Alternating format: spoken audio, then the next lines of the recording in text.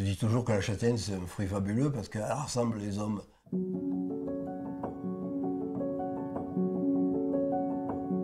Les châtaignes tombent à partir du début octobre ici, et elles tombent dans les bogues.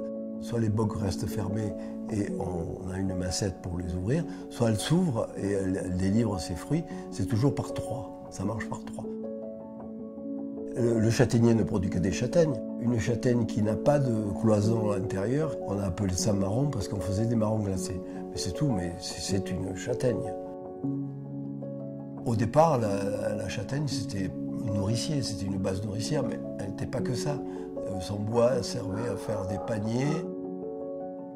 60 ans en arrière, les gens ils partaient le matin avec un peu dans la poche un peu de châtaigne sèche. La châtaigne a beaucoup d'amidon et de sucre, donc elle apportait de l'énergie et un sucre lent, c'est-à-dire qu'ils pouvaient travailler toute la journée comme ça.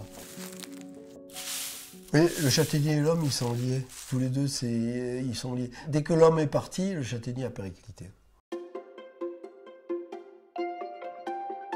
Moi, quand je me trouve au pied des châtaigniers, je suis heureux, tout simplement. Tout le monde connaît les châtaignes grillées. Après, on la mange bouillie, on en faisait des soupes. Notre idée a été de créer cet atelier de transformation.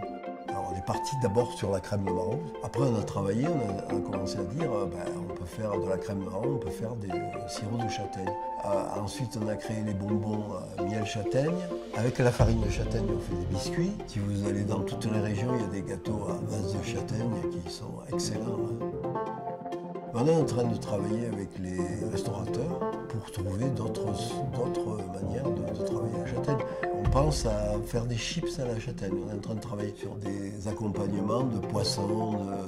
Et elle répond très bien. Un aioli châtaigne, ça donne de très bons résultats.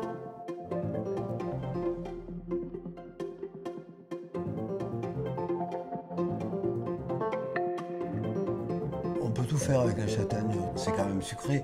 Donc si vous voulez la cuisiner avec du salé, il faut mettre quelque chose qui lui donne du peps, c'est-à-dire de l'ail ou quelque chose qui réveille un petit peu les saveurs.